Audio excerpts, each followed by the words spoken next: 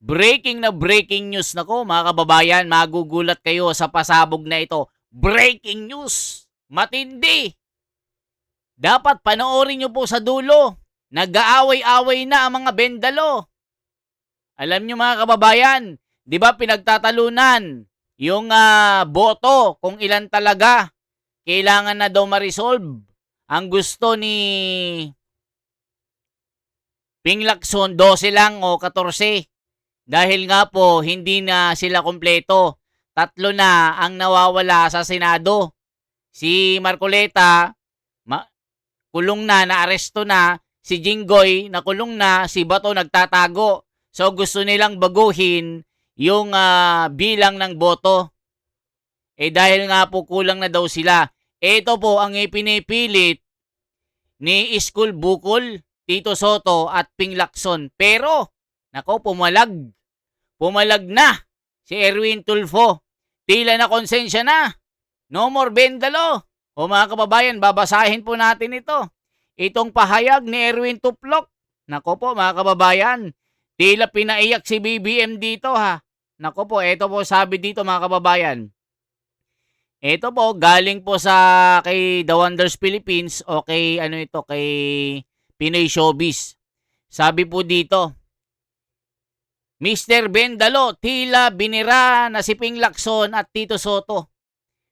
Tila titiwalag na sa samahan at paiiyakin si BBM. Naku po mga kababayan, nag-aaway-away na sila.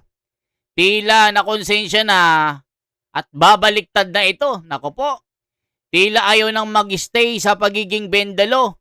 Dahil nga po sa natatanggap niyang mga bash ng mga netizen, tinatawag siyang Mr. Bendalo. Huwag nang sundin ang batas to please the people. So dito mga kababayan, ito ang nasa komento, tila binira o binara ang mga kasamahan sa majority. Lako, tila babalik na. Babalik na sa dating, alam niyo si Erwin Tulfo, magaling dati ito, idolo ko, pero ngayon naging bendalo. Pero ngayon mga kababayan, tila nag-iba ang ihip ng hangin. No more bendalo. Erwin Tulfo, walang magagawa kundi sundin ang 16 na kailangan na boto para ma-impeach si Sara Duterte. Iginiit ni Erwin Tulfo na hindi nagbabago ang kinakailangang bilang ng boto upang makonvict ang isang opisyal sa impeachment trial kahit may mga senador judge na hindi makadalo sa paglilitis laban kay Vice President Sara Duterte. Ayon kay Senador Tuplok, nananatiling 16 boto ang kailangan para sa conviction alinsunod sa itinadhana ng 1987 Constitution. Sinabi ni Tulfo na hindi dapat maging issue kung may mga senador na hindi makakalahok dahil sa pagkakakulong, kinakaharap na kaso o iba pang dahilan dahil malinaw ang nakasaad sa batas at sa mga tuntunin ng impeachment. Anya, kung hindi makakamit ang 16 boto para sa conviction, walang magiging hatol na pagpapatalsik sa opisyal. Ipinaliwanag din niya ang konstitusyon ay nangangailangan ng boto ng 2/3 o 2/3 ng lahat ng miyembro ng Senado o 16 sa kabuang 24 senador. Kaugnay naman ng mungkahi ni Senador Alan Cayetano na payagang dumalo ang mga nakakulong na senador sa impeachment trial, sinabi ni Tulfo na maaari itong mangyari kung papayagan ng korte at hanggat hindi pa nasususpindi ang mga ito bilang mga senador.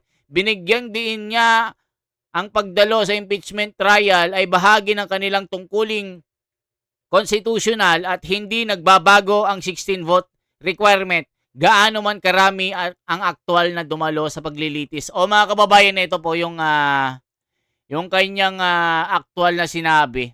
Panoorin po natin, ito po. Pakinggan nyo po mga kababayan. Magugulat po kayo, bumaliktad na po ito. Tila titiwalag na sa samahan ni Da Junior. Naku po. Trabaho raw ng House Prosecution Team na makumbinsi ang 16 na senator judges para makonvict si VP Sara. Sa gitna ito ng kakulangan ng 3 senador sa gumugulong na impeachment trial. Narito ang agenda report ni Ched Gatchalian. Ngayong tatlo ng mga senador na hindi makakadalo sa mga sesyon matapos makulong dahil sa plunder o iba pa umanong paglabag sa batas at mayroon ding nagtatago dahil sa ICC arrest warrant. Ang tanong ng bayan, bababa na ba ang threshold na kinakailangang boto para makonvict sa impeachment trial si VP Sara? 16. Mabawasan man yan, sabihin naman yan, maski na 12 na lang kami or 9, it doesn't matter, 16. So kung hindi kami umabot ng 16, hindi umabot ng 16 to convict, then wala tayong magagawa. Paliwanag ni Senator Erwin Tulfo, trabaho na ng House Prosecution Panel na makakumbinsi ng 16 na senador para mapatalsik ang bise. Bukas din si Tulfo sa panawagang makadalo pa rin sa impeachment trial sina Senator Sudante Marcoleta, Jinggoy Estrada at maski na si Bato de la Rosa. Yung kanyang karapatan ng senator. Pero other than si Senator Marcoleta, hindi naman po sinuspindi. May inaresto po siya, may plunder po siya, pero it doesn't prevent him from attending. Bumalag din si Tulfo sa mga kumekestyon sa kapasidad ni Senate President Win Gatchalian dahil hindi ito nagsisilbi ngayon bilang presiding officer sa paglilitis kay VP Sara. Paliwanag ni Tulfo, wala namang malino na sinabi sa konstitusyon na Senate President lamang ang pwedeng maging presiding officer. Punong-puno na yung kamay ni Senate President Gatchalian. Meron kang budget 2 months from now, meron kang flood control issues, meron kang 3 kasamaan din. I know, nasa kustodiya na po sila. But we still have to talk about it. We still have to think, what can we do? Fake news din kung tawagin ng kasalukuyang chairman ng Blue Ribbon Committee ang mga alegasyong cover-up umano ang impeachment trial sa flood control scandal. Anya, magpapatuloy ang investigasyon pagkatapos ng State of the Nation address ni PBBM. Handa raw si Tulfo na imbitahan ng tinaguriang Maleta Boys pero titiyakin daw niyang magsusumite muna ng bawat isa sa mga ito ng kanilang affidavit. Para sa agenda, Ched Gatchalian. Ayan mga kababayan ko. O nakita nyo po. Tila may plano na naman yung mga bendalo. Tila pati bong ni Erwin Tulfo ito. Nagkukunwari lang ito mga kababayan. Para hindi siya mabalikan ng 18 Marines. So ngayon mga kababayan, ito po ang pahayag ni... Ako yari. Yung pahayag po ni Mr. Ping Lacson. Ako, tila nabulaga si Ping Lacson dito. Naku po, nag-aaway-away na yata sila. Ito po, tignan nyo po babarahin po ito. Kasi nga mga kabayan, ginawa nila kay Marcoleta, kinulong Para, lalo si Boying, nanginginig na. Tila pumapalag na rin si Erwin Tulfo. Mukhang, naku mga kababayan, nag-aaway-away na sila. Pakinggan po natin ang sabi ni Ping Lacson dito. Naku, bulaga ito mga kababayan ko. First, Senator Judge Lacson. What is the pleasure of the Honorable Lacson? It's a point of inquiry, Mr. You may proceed, sir.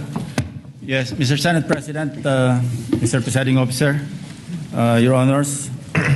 Just so it will be clear to our fellow senator judges, as well as the panel of prosecutors, the defense team, and the public in general, yesterday after your election as presiding officer, you delivered your opening statement, portions of which I will either quote or paraphrase as follows.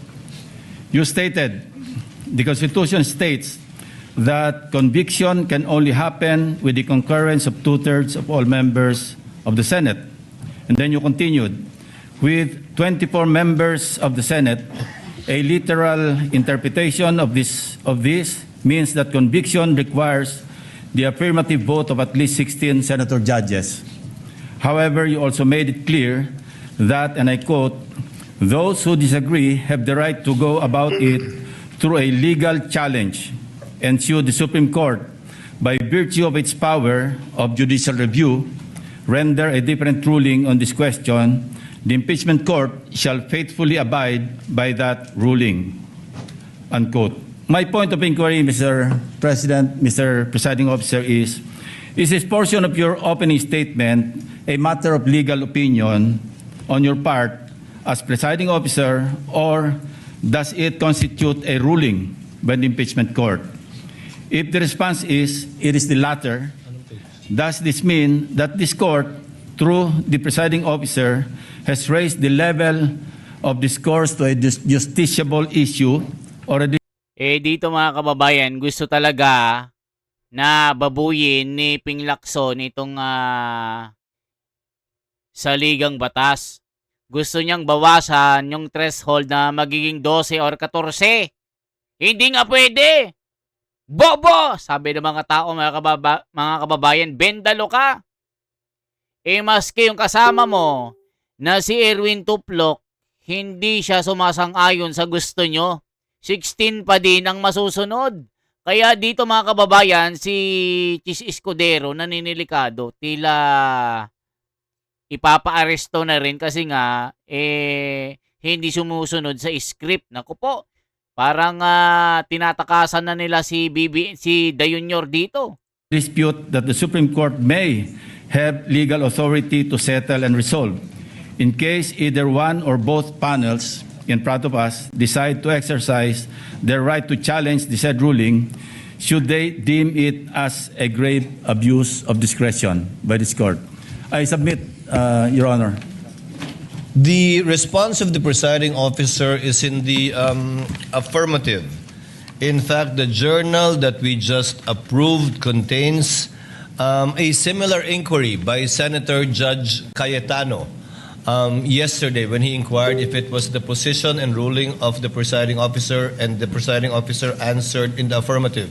So to clarify, yes, I believe it may be considered already as a justiciable controversy, although it is not for us to dictate that but the courts, given that it is a ruling of the chair not objected to nor appealed by any member of this court and therefore stands.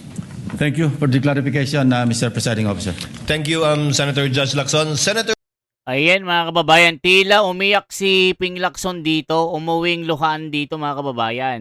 Kasi nga po, parang hindi niya gusto yung pag ano ni Chis Escudero.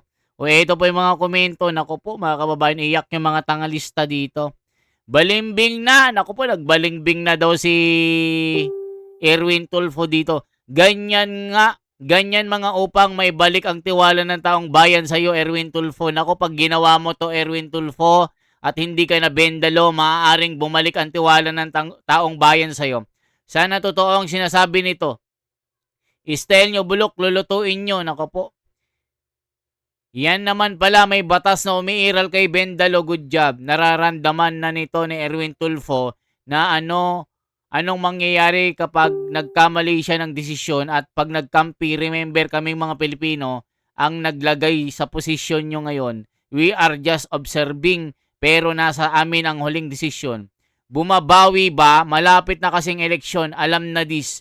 Oy, baka may target na naman nakakasuhan para bumaliktad sa kanila. Nako po mga kababayan. Nako po inang. Parang may balak Bendalo kayo. Nako po. Bender of the Lost Tulpok brother. No. Tas mo yan. Sanggano, maton, wording the way, opening your mouth. Ha. Tama yan. Wala ka naman talagang magagawa. Ayan ang sinasabi natin mga kababayan. Nako po. Yari. Tignan nyo po ito. Lacson voting threshold sa impeachment trial. Mainam na pag-usapan daw. Tignan nyo po mga kababayan na ito po. Pasabog po ito. Ano po ang sinasabi dito? Nako po, si Erwin Tulfo, tila Escudero, 16 votes needed to convict in... nako po mga kababayan, yari sila. Mayayari sila dito mga kababayan. Talagang hindi nila mabali ang batas. O pakinggan pa natin ito. Nako po, yari na. Si Da Junior nanginginig na at si Tito Soto at Ping Lacson. Sir Judge Cayetano, what is your pleasure, sir?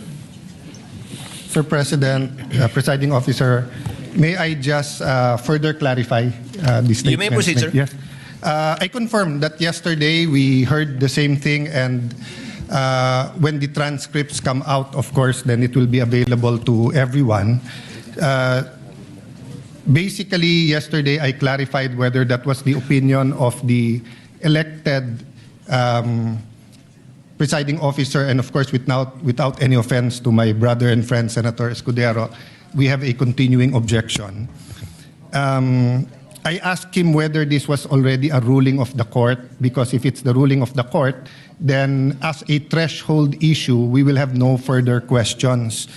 Section 22, Article 22 of our rule says that all orders, decisions may be acted upon without objection, or if objection is heard, the orders and decisions shall be voted on without debate by ayes and nays, which shall be entered in the record. Subject, however, to operation of Rule 6, and Rule 6 speaks of whether the presiding officer will rule on relevance, admissibility, and giving any movant 2 minutes. So I may also correct that yesterday I was not allowed to, when I objected to Senator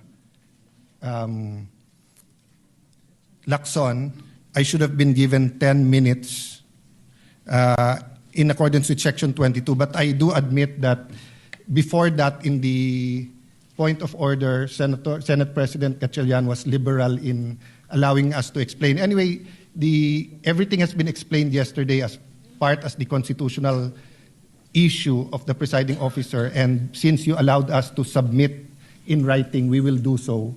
But just on this point of the threshold issue of 2/3 of all members, there is actually a pending case in the Supreme Court entitled Cayetano versus Aquino.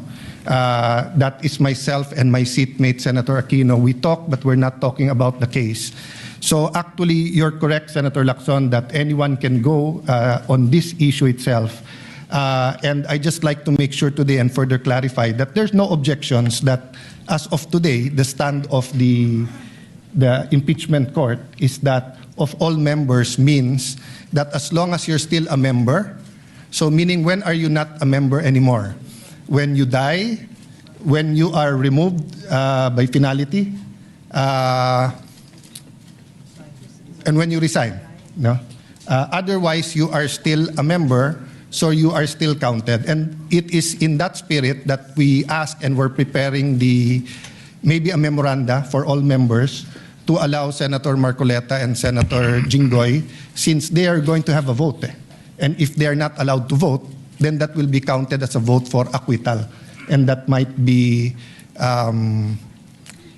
favorable to the defense rather than a part of giving a fair trial. So all I wanted to clarify today, Mr. President, is that we will continue to thresh out if there are any constitutional issues. But as of today, it is very clear that as a court, we have decided that 2/3 of 24, there are 24 members of the Senate today, 20 are present here today, but there are still 24 members, and 16 ang number of senators needed to convict on any of the articles. Ayan mga kababayan, kaya dito iiyak si Lacson dito mga kababayan. So dito talagang ipinipilit po ni Lacson na pag-usapan po na talagang parang gusto niya talagang babuyin yung batas. Tignan niyo mga kababayan na talagang pinipilit ni Lacson na napalitan. Tignan niyo mga kababayan natin. Lacson asks Escudero to clarify 16-vote conviction. Nako po mga kababayan, yari na. O tignan nyo, Senate Impeachment Court. Nako po mga kababayan, yari. O tignan nyo ito. Talagang Ping Lacson, wag mo nang ipilit yung gusto mo. Kasi nga, gusto niya talagang yariin si Sara Duterte para mawala bilang Vice Presidente. Anong ginawa nyo kay Senador Marcoleta? Akala nyo kahit may pakulong nyo si Senador Marcoleta, magtatagumpay na kayo sa ginagawa nyong kababuyan at gusto nyong baguhin ang saligang batas? Nako po mga kababayan, yari sila dito. Hindi sila papayagan ng taong bayan, di ba? Anong masasabi nyo? Kaya dito mga kababayan, kawawa si Lacson dito at Tito Soto. At lalo na si Da Junior. Tila wala na. Iyak na. Lacson voting. Tingnan nyo. Threshold. Tingnan nyo po mga kababayan na ito po. Kawawa. Diba? Tugon sa aligasyon, i-dismiss ang impeachment. Tingnan nyo mga kababayan. Nako po. Matindi po ito. Ito, tingnan po natin ito mga kababayan. Order ng articles of impeachment, isasalang. Nako po mga kababayan ko. Kawawa sila. 'Di ba? Kilalanin ng prosecution team. Nako po, kawawa na ng mga ito. Senator Lacson, pinuna ang pananatili. O, tignan nyo mga kababayan. Ito ano na naman kaya ang gustong mangyari ni Ping Lacson dito. Tingnan nyo, ano yung pinuna niya? Senator Lacson, pinuna ang pananatili ni Senator Marcoleta, ex-DPWH Bonoan sa PNP. Ano pakialam mo? 'Di ba mga kababayan, anong pakialam mo? 'Di ba? Check natin. Ping Lacson ang pananatili ni Kinwestiyon ni Senator Ping Lacson ang pananatili ni Senator Rodante Marcoleta at dating DPWH Secretary Manuel Bonoan sa PNP General Hospital. Anya, bakit doon nakakonfine ang dalawa? Gayong hindi naman sila miyembro ng PNP o kaanak ng pulis. Tanong pa niya, sino ang sasagot sa gastos? Ayon kay Lacson, tila nagiging pattern na ang pagkakaroon ng sakit sa mga naaarestong opisyal ng gobyerno. Tatanungin niya raw ito sa DILG sa pagtalakay ng pambansang budget sa Senado. Parehong nasa PNP General Hospital sina Marcoleta at Bonoan. Alam niya itong si Lacson napakayabang, samantalang nung wanted ito nagtago sa ibang bansa. Alam mo Lacson, mas may bayag pa si Marcoleta kaysa sa'yo. Si Marcoleta matapang na hinarap yung kanyang kaso, pero ikaw tago ka ng tago. Naging Peppa Pig ka. 'Di ba mga kababayan, sasabihin mo sinong gagasto? Bendalo ka naman eh. Dahil sa karamdaman, una nang iginiit ng PNP na walang VIP treatment sa dalawa. Mga kapatid, Nikki de Guzman po, para sa mga impormasyon. O, kita nyo mga kababayan, ang yabang talaga ng Lacson na ito. Tignan pa natin ito.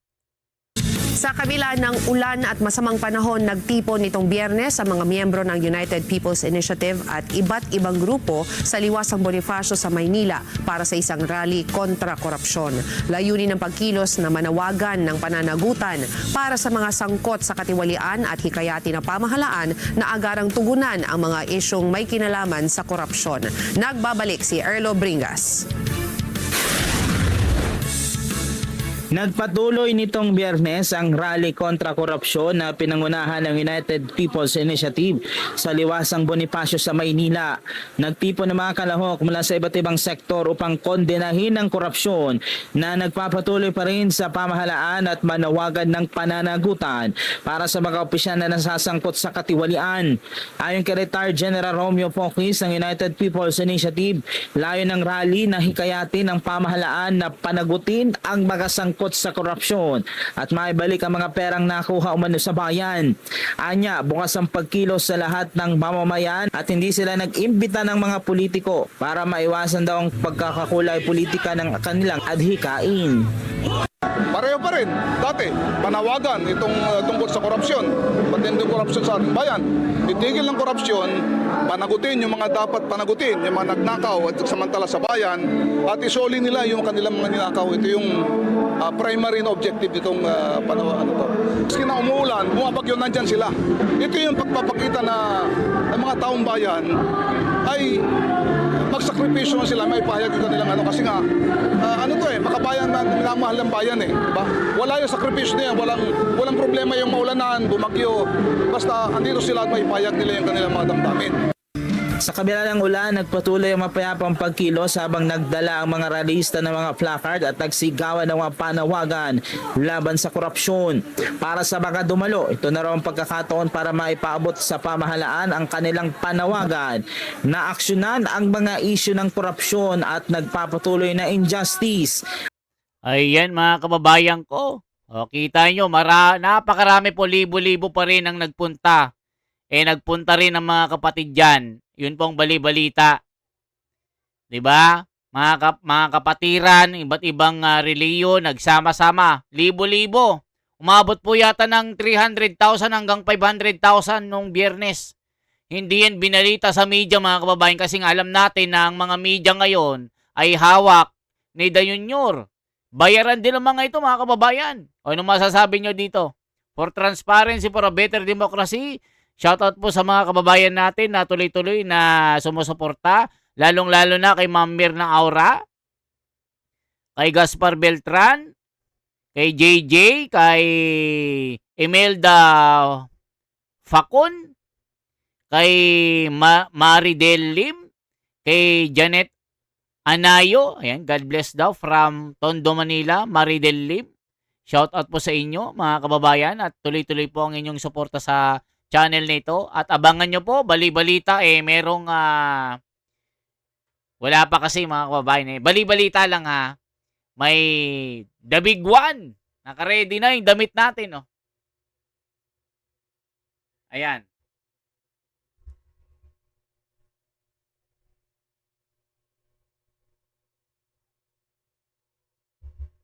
Nakita nyo, The Wonders Philippines. O, tignan nyo yung likod.